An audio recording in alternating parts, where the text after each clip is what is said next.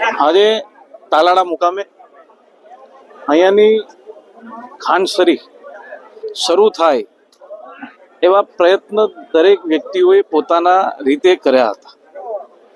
આજે એ ખાનસરી સુગર ફેક્ટરીની અહીંયા સાધારણ સભા મળી હતી.